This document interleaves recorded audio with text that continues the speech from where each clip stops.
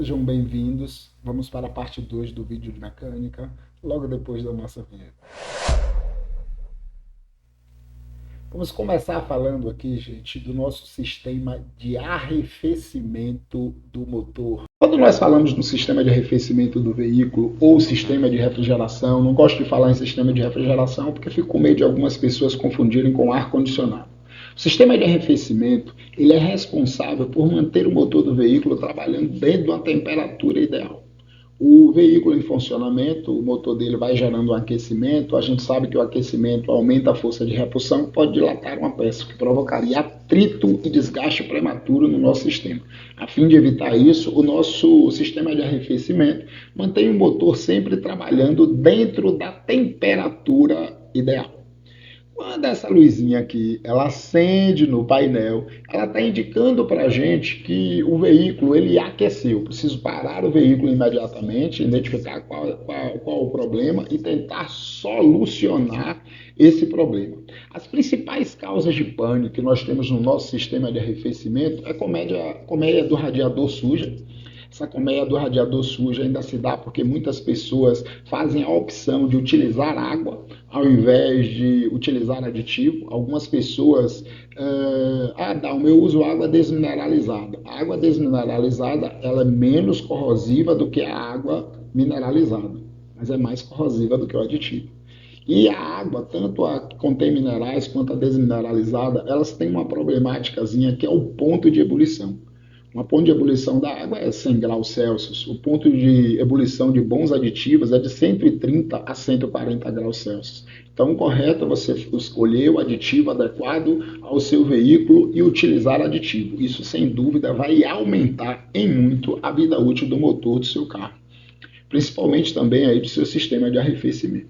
Um outro ponto crítico que nós temos são as correias partidas ou frouxas. No caso das correias, a gente tem uma que é o terror do problema no motor do carro, que é a correia dentada. Se ela partir, certamente vai empenar a válvula, grande possibilidade de empenar a válvula. E nós temos uma correia que ela está lá no volante, que sai do eixo vira-brequim, o eixo vira-brequim gira esse volante gira a correia, que alimenta o nosso sistema elétrico através do alternador, que não é o caso aqui agora, e movimenta também a nossa bomba d'água, que é o que vai fazer esse fluido fluir pelo motor, pelo bloco do motor, circular pelo bloco do motor. A gente precisa se preocupar com vazamentos. Às vezes esse sistema ele apresenta algum tipo de vazamento e o líquido de arrefecimento ele acaba baixando constantemente, que nos induz a completar. O ideal é não completar. O ideal é a gente entender o que é que está acontecendo, resolver o problema, ao invés de ficar completando. Isso a longo prazo também vai acabar lhe dando um prejuízo e é um paliativo, não é uma solução que teríamos para o problema. A válvula termostática danificada. A válvula termostática ela tem uma vida útil. Ela, com o passar do tempo, a tendência dessa válvula termostática é ela travar, ou aberta ou fechada, na maioria das vezes fechada, o que impediria a circulação do líquido de arrefecimento em nosso sistema de refrigeração. Então, quando a válvula termostática ela alcançou a sua vida útil, ela precisa ser substituída. Alguns mecânicos ainda insistem, não precisa de válvula termostática aqui no Nordeste, isso é uma grande bobagem, certo?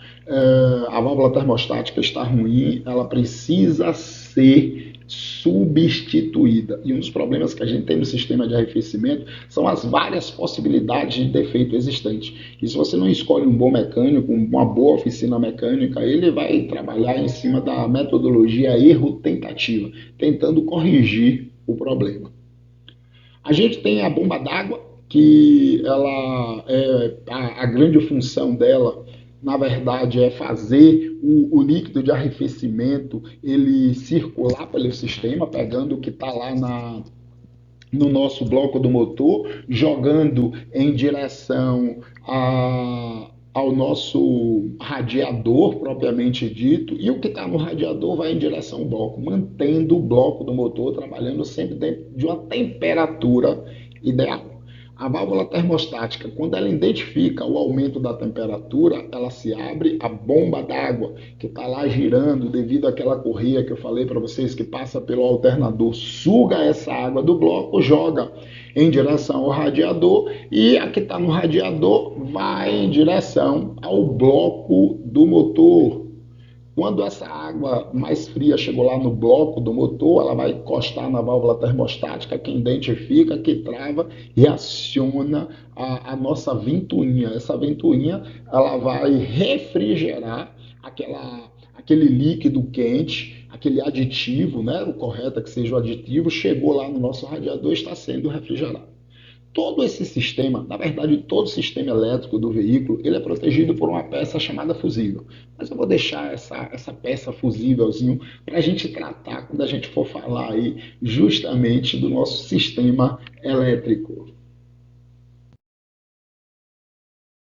Sistema de escapamento. Isso aí já foi questão, gente, de prova várias e várias vezes. Ele pergunta para a gente quais são os componentes do sistema de arrefecimento. Ele pergunta para a gente quais são os componentes do sistema de escapamento. Então é bom que a gente vá se habituando, se acostumando a esses nomezinhos. Lembra lá? Radiador, reservatório auxiliar, bomba d'água, válvula termostática, tubulação, ventoinha. Tudo isso aí faz parte do nosso sistema de arrefecimento. E quando falamos no escapamento, nós temos o coletor, que fica preso no motor do carro. O coletor ele vai pegar os gases provenientes do processo de combustão e vai direcioná-los para o nosso catalisador. O catalisador aqui é um grande auxiliar do meio ambiente, já que ele consegue reter grande parte das impurezas que antes do catalisador ela é liberado para o nosso meio ambiente. Depois nós temos o abafador. Tanto o abafador como o silencioso, eles são responsáveis por reduzir os ruídos emitidos de um processo de combustão. O abafador, como o próprio nome já disse, ele abafa esse ruído, e o silencioso, ele vai silenciar. Questão de prova várias vezes aí, alguns alunos ainda erram. Qual o nome do componente do sistema de escapamento responsável por reduzir os ruídos provenientes do processo de combustão do veículo? Silencioso. E por último, a tubulação, que é por onde vão sair aí os gases que serão eliminados por esse sistema. O que sobrar será eliminado por esse sistema. Quando um veículo ele começa a apresentar um ruído, a gente deve observar, quando falamos em sistema de escapamento, sempre o silencioso. Esse catalisador ele também tem uma vida útil, mais ou menos aí 80 mil quilômetros, dá mais ou menos isso. Depende do carro, depende um pouquinho também do motorista. Ele também precisa ser substituído, porque senão o seu veículo vai poluir mais. Óbvio, isso é uma infração de trânsito. Sistema elétrico do veículo. Esse sistema elétrico ele é responsável por alimentar todos os componentes elétricos do veículo. Ele começa na bateria. A bateria ela é um acumulador de carga. Ela tem uma determinada quantidade de carga guardada nela. Essa bateria, o motor de partida, o motor de arranque, tira a energia da bateria para fazer o motor do veículo funcionar. Quem faz a ligação entre a bateria e o motor de arranque é a nossa chave de ignição. Quando o motor do veículo ele está em funcionamento, nós temos lá a correia do volante, nós temos a correia do eixo vira-brequina, que faz o volante girar. Essa correia faz esse alternador girar e esse alternador passa a produzir uma energia alternada. Por isso o nome alternador, ele é o gerador do nosso carro. Esse alternador ele vai retroalimentar a bateria do nosso carro. A energia produzida por ele retroalimenta a bateria. Por conta dele gerar uma energia alternada, nós temos uma outra peça chamada retificador. O retificador, como o próprio nome já diz, está transformando aquela corrente alternada em uma corrente contínua para ela chegar lá na bateria sem essa alternância. Nós temos nos motores mais antigos a bobina, nos motores mais novos nós temos a ignição eletrônica.